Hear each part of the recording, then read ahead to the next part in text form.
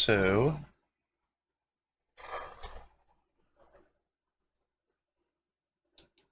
that's always fun.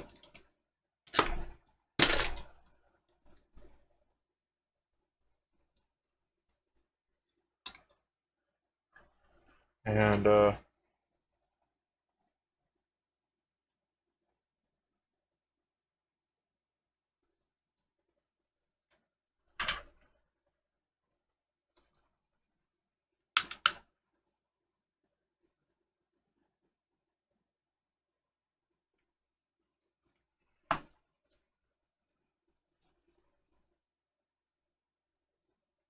one more to go.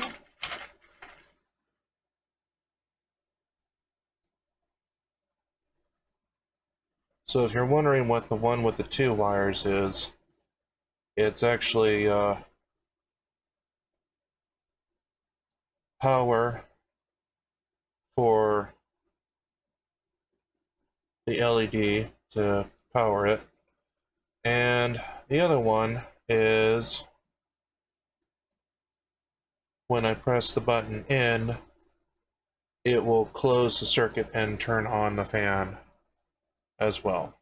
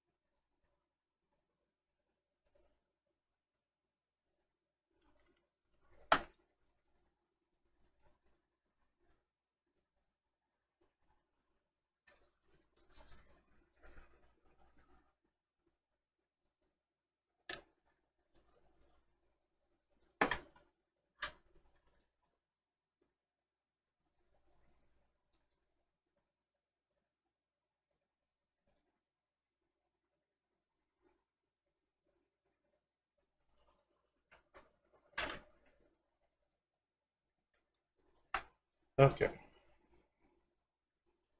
So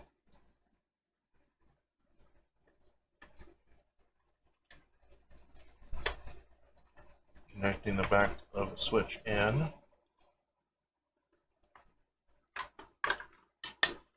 And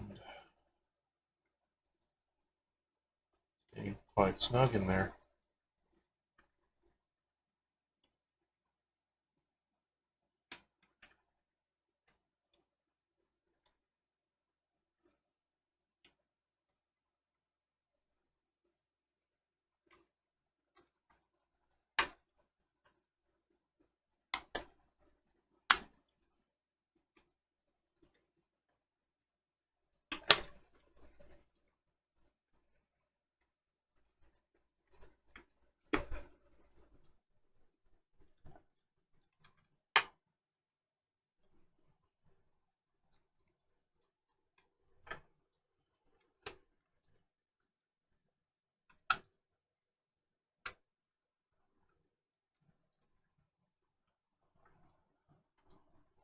One second while I fight with this.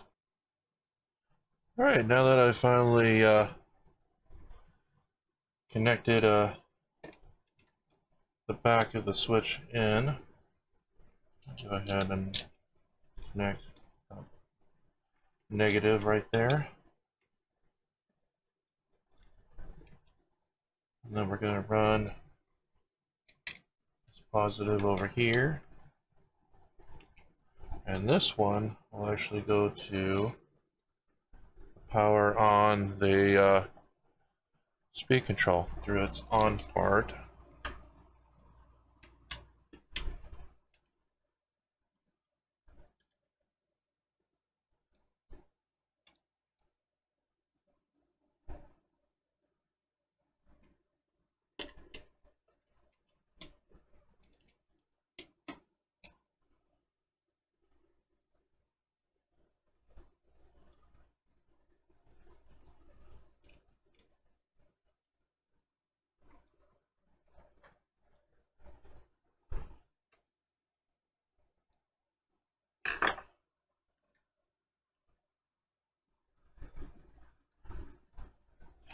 And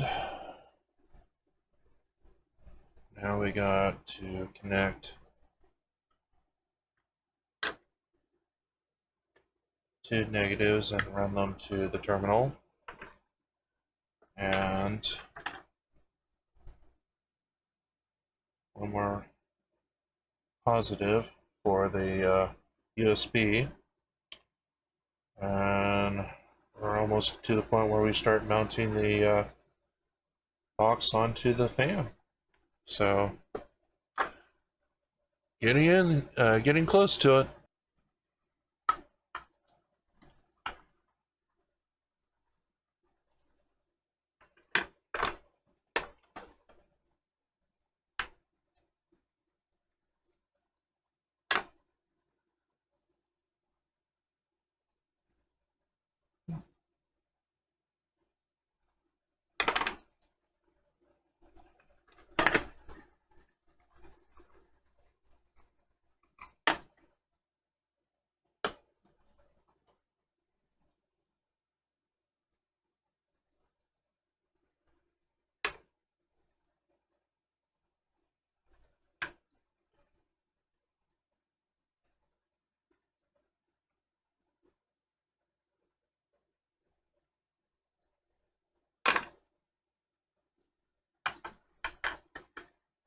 So once again, I just peel back the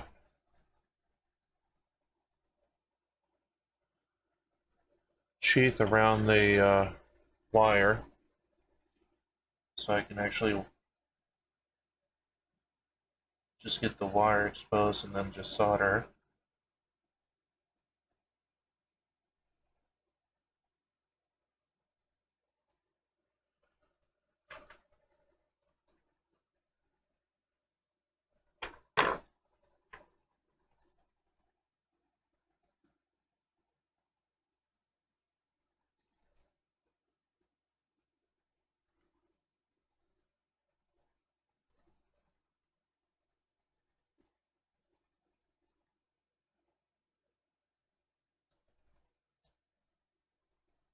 And go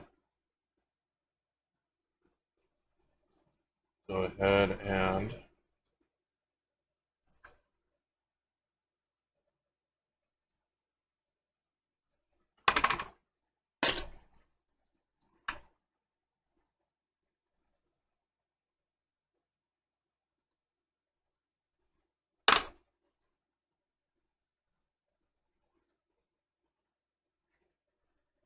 second. Sorry about that. I just realized that I had that on pause when I was trying to do something. But what I had done off camera is I had done what I did before. I split the shielding off of the cable, pulled it far away enough so I could solder a joint there, and then I soldered a cable to it, to the negative, and then one for the terminal. And then I also soldered and crimped the positive for the top of the USB ports. So, roughly right now, circle of one goes to the negative terminal.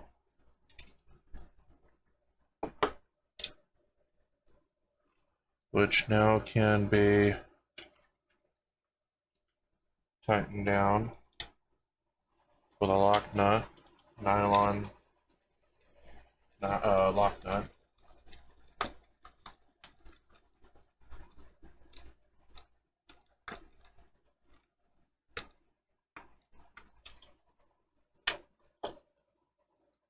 So that one's taken care of.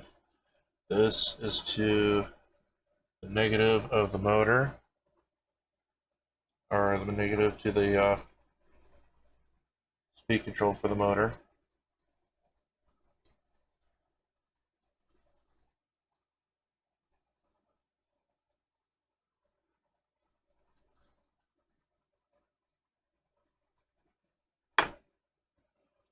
So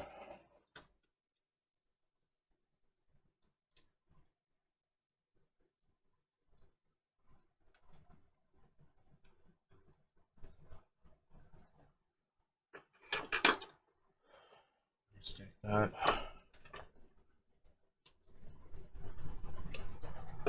right underneath, tighten it down.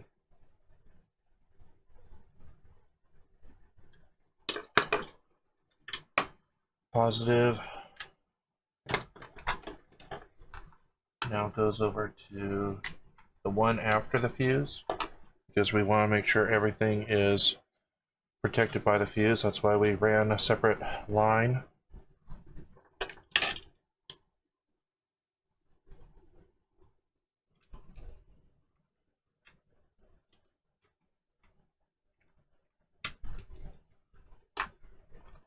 And then that gets tightened down with the nylon lock nut too as well.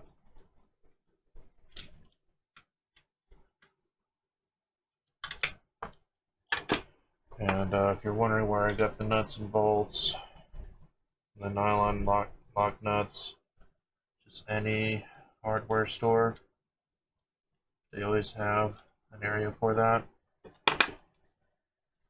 They didn't come with like a kit or anything. This is something I completely put together from just random parts. If I can get that lock nut on there.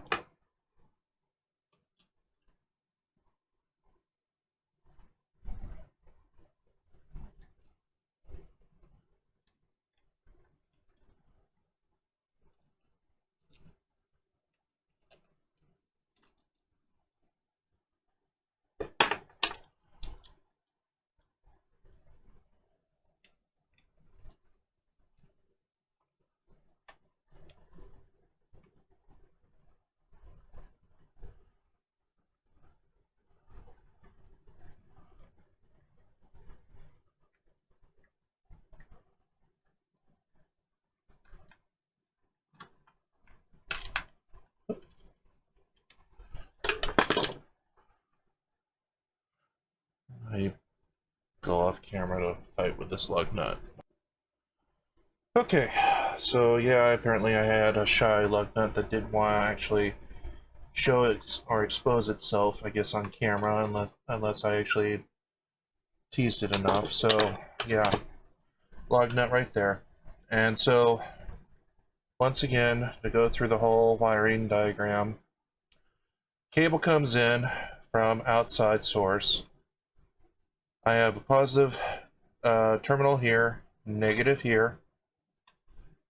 I run a line to a fuse outside the box so I can replace the fuse without breaking open the case to get to the fuse. And then I create a new positive terminal. The positive terminal has lines running from the switch and the LED that powers the outside of it. And it also has a power line that runs to the USB ports on top and also to the power to the speed control. And now the next thing I'm going to be jumping to is the actual fan itself, and then doing some sealing for the screws underneath. Okay, so we're actually now to the main fan blower assembly chassis itself. And what we want to do is hopefully push these in enough to actually get enough slack into the front of it. If not, what we can do is actually cut the wires because we're not going to use them anyways. And we can pull them through the bottom way.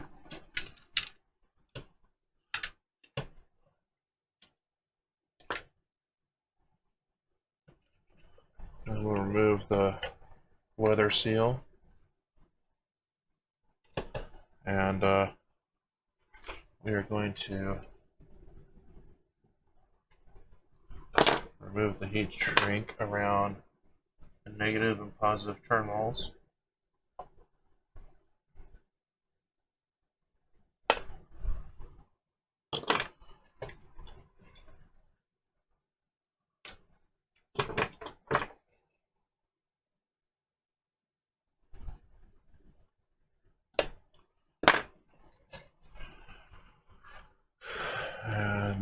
as you can see, I've removed the weather cap on top, and then I'm going to desolder the terminals. And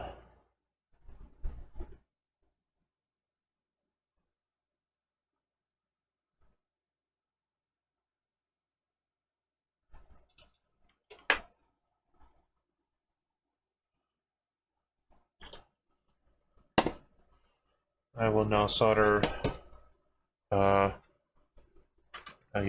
red and a black or negative line into the fan. It's not going to be really easy to see on camera, so let me go ahead and just jump to it real quick. Okay, and so what I wanted to show you that I did off camera was I took the old cables off and soldered positive and a negative onto the terminals. And you just want to cut them about the same height as the little plate that sticks out for you to solder onto. You don't want to stick it out any further than that. If you do, you'll have a problem getting the boot to actually seal correctly. And then don't forget to put your heat shrink on afterwards and make sure that it's also trimmed fairly low. Sorry.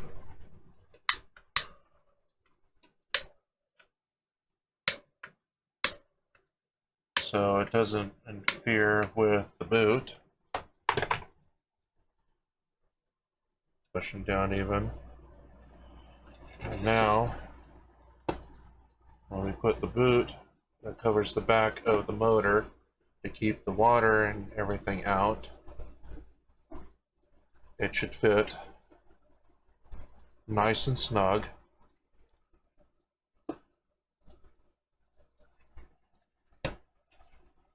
So that you don't have any issues with it catching with the air being blown out of the blower and making a noise, or getting water or dirt or anything inside the motor too as well.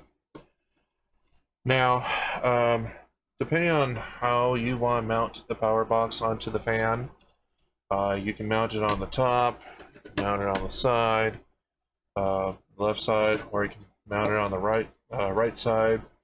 It's up to you. But whatever you do, you definitely want to run these wires as streamlined as you can, because you don't want them to block the air being blown through the fan. So if it's on, the center side, you would have to do it in front of this post.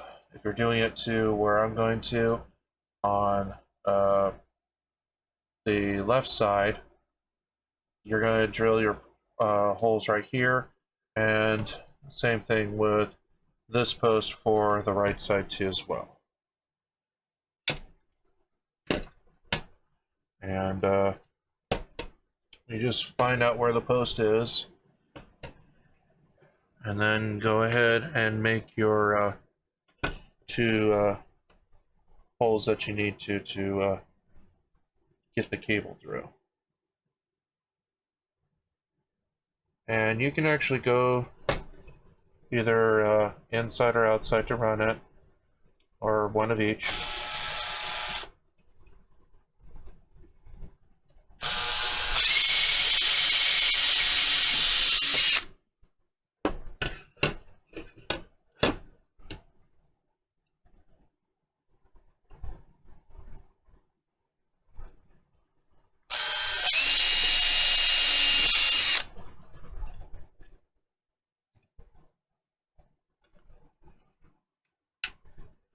But either way, you're going to run your power cables through it. And you do sometimes accidentally mix up, you can always apply a little bit of glue to it.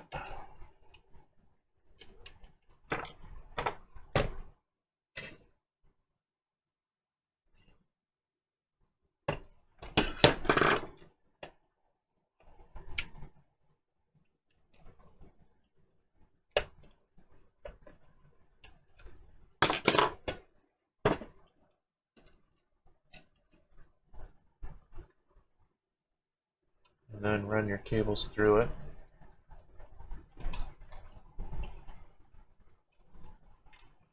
And if you want to, even from time to time use a zip tie in this area to keep the wires like streamlined.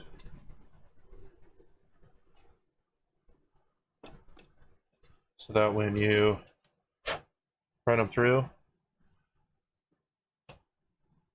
I'm trying to, I'm in the way again.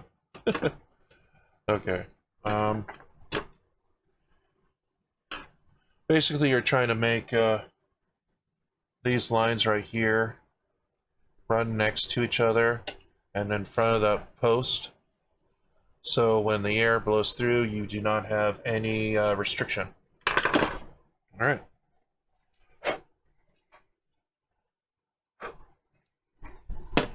All right. So now we go back to our power box, and we are going to mount it.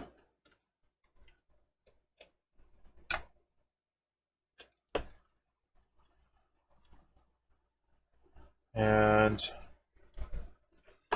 I tend to try to push the power box as close as I can to the post on the ground, or the bottom part where usually the blower would mount to something,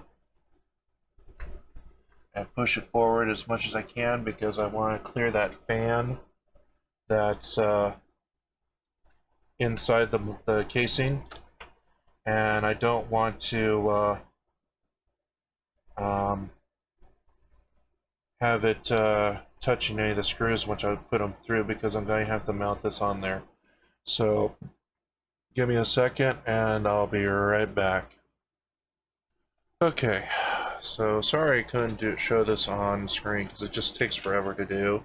Because depending on how you bolted it onto the fan, it may be easy and may be hard.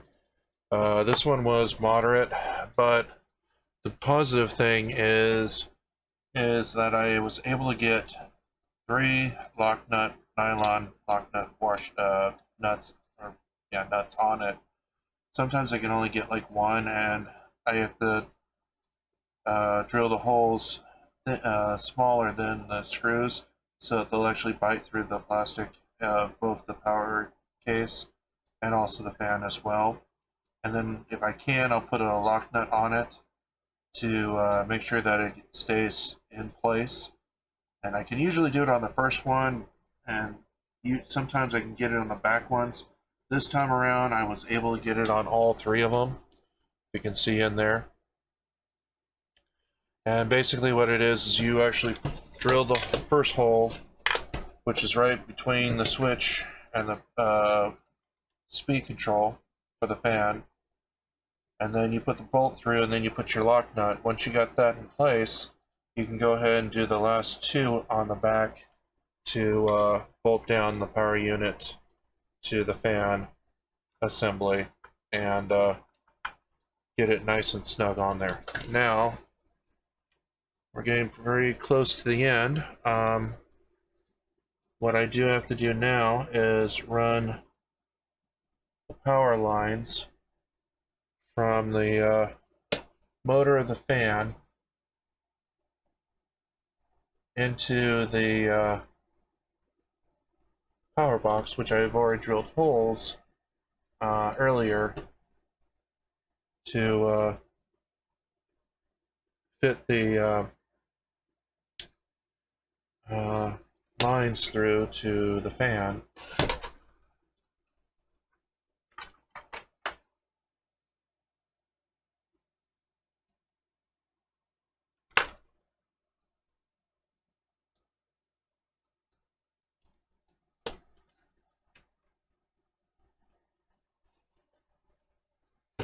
In the corner.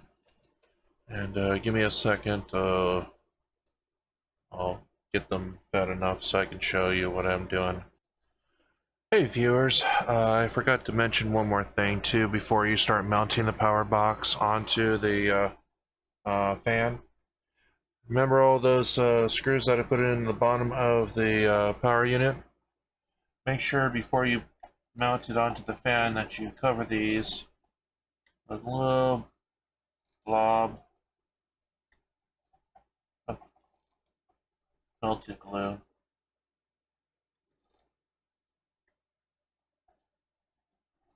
And just let it dry.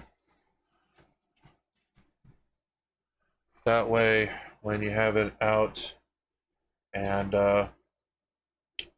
it hits bumps or something like that, at least the screws are now covered so they are not uh, closing a circuit and causing the fan to pop a fuse or anything else crazier like that. And you always want to make them flatter. Run your finger over it once it kind of cools down a little bit.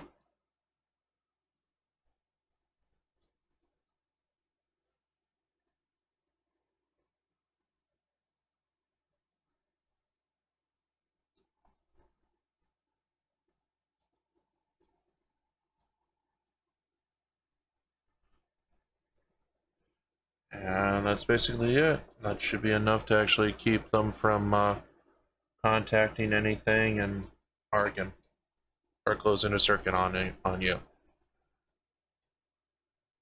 Okay, so basically at this point, once you've ran the lines through the box, they go around the capacitors of the speed control for the fan, and then you just make your connector so you can connect it to the motor. At this point, this will probably be your last couple that you'll have to crimp or solder. So, woohoo! Pretty much at the finish line at this point.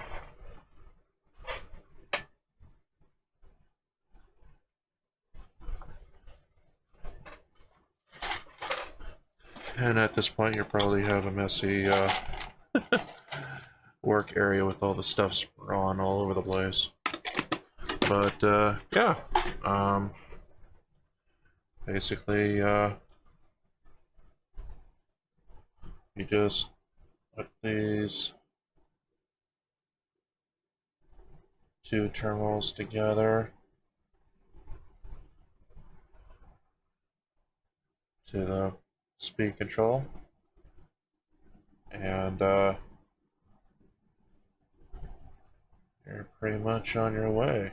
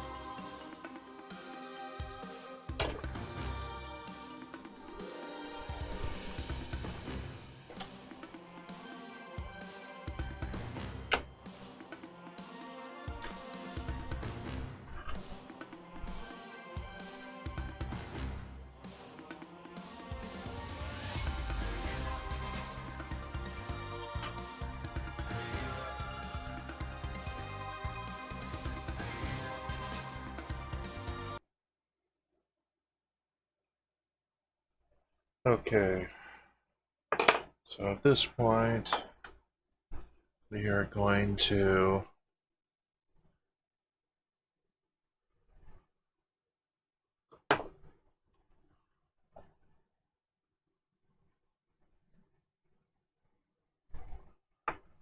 make our connections.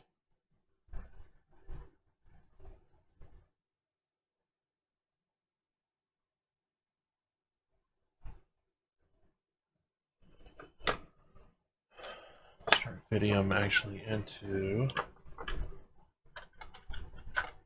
control.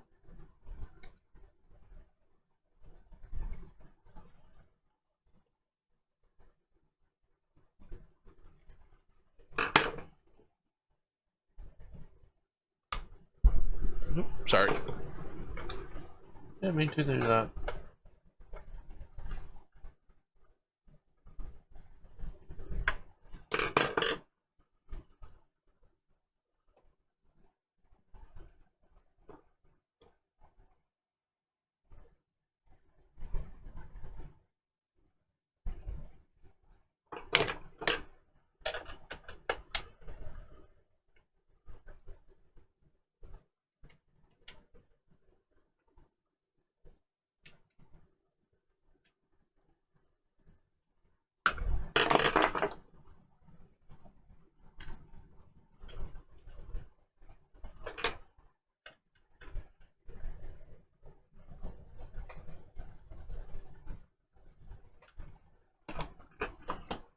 Okay.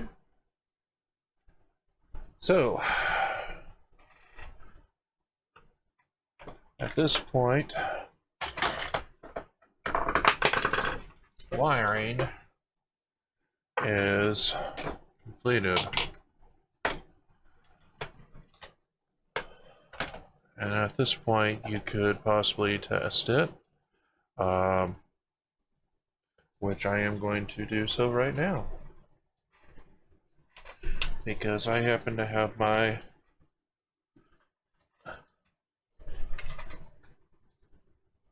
wonderful handy dandy big huge, yeah, it's pretty big, and as you can see it has those USB ports, and as I turn them on by pushing out the button so it's at the original state, the ports will all light up and they'll actually charge things. And when I want to switch to a connector at the end, I just press that and it actually turns it off and switches power to that particular port. I usually use this for testing, so that's why I have it like that. And so this is actually the second to last thing because we gotta button it up, and also we do have the heat shrink and finish solar connectors, but it should actually be good enough for us to plug it in. And when it's plugged in, oh, let's not forget to get a fuse. With a 6 amp, and I believe the USB ports being about 5 apiece, it actually makes it to about like 16 amps, but there isn't anything between a 15 and a 20 amp fuse, so I go with 20. And so when I turn off and switch over to the port that I have in front of my power unit that I just showed you recently to demonstrate this, as you can tell, those immediately turn on when I plug it into power. And the fan, the switch itself is also illuminated, telling you it's also on. And now when you press the power button, it's not going to turn on the fan because I have it on the lowest speed setting. But as soon as I start cranking it up,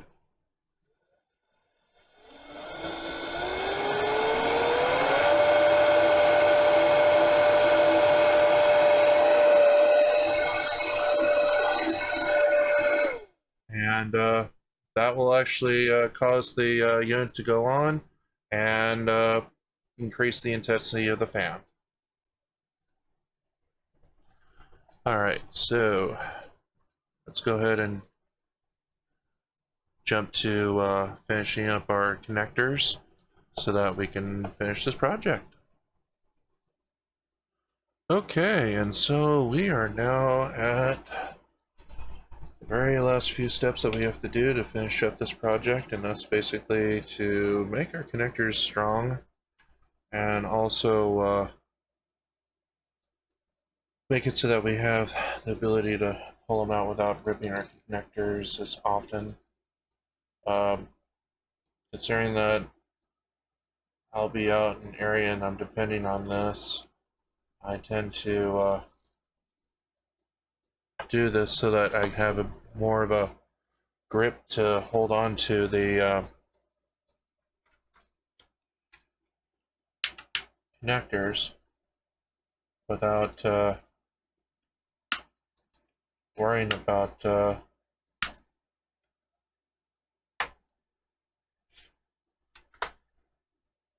breaking the cables. And it's just a simple thing that makes it easier.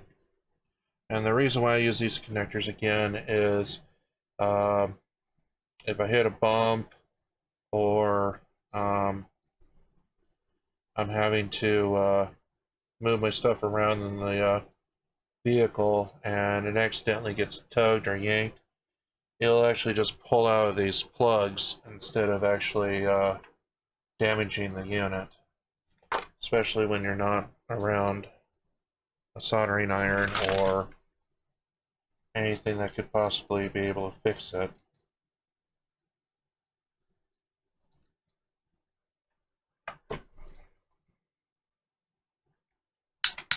And so basically what it is I give it a couple of shots of the glue gun, and then I hit it with either you can use a heating gun. I just have a lighter right now because I don't want to whip it out. My heating gun. Plus that it makes a lot of noise too, more than I would like to have in the background, and I do apologize. Being my first video trying to do something that I made mistakes here and there. Yeah. Well, I'm trying. I'm really trying.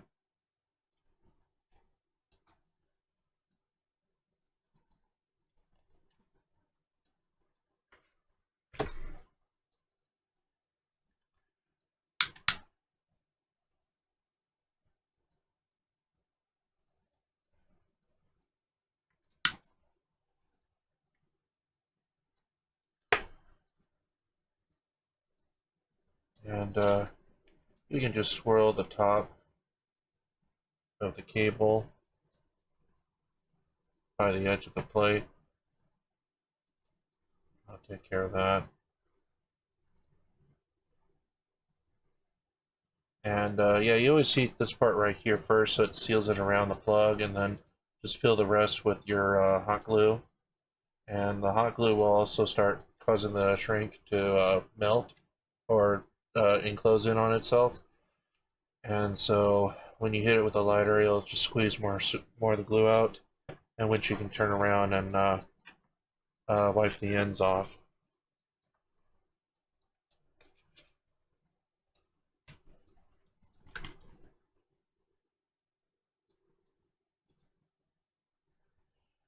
And if you're curious to what this is in my hand, it's basically the rest of the cable. I'm not the type of person that just throws away what I don't need. I'll actually make it into something useful. Um, like some of the guys, they may not afford the fan, or they may just want an extra power port in the truck vehicle. So yeah, I make these on the side as well when I make the fan, just so I can, if you want to, you can even use it to get some revenue back from your job. Anyways, that's basically it on those connectors. If you want, give me a second, I'll whip out the fan again, and give you a demo of it. Here's our fan. And once you do the wiring done, you can always button it up by then. It may be a little bit snug to fit everything in.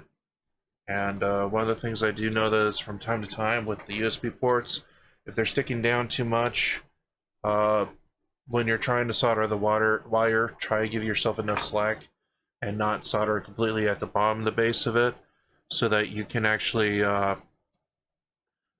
bend those to one side to give yourself clearance. And this would be what it was like if you plug it into your cigarette lighter or poles for your vehicle.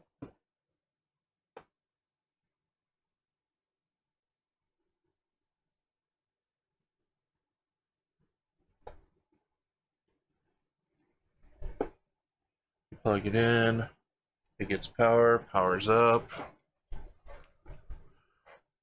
You can see these guys turn on and off. That's because of the ports.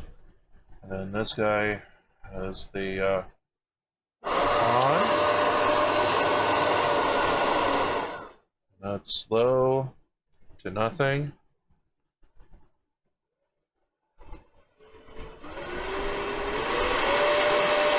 And that's high. And if you're curious of what it sounds like, aimed at the mic that I'm using.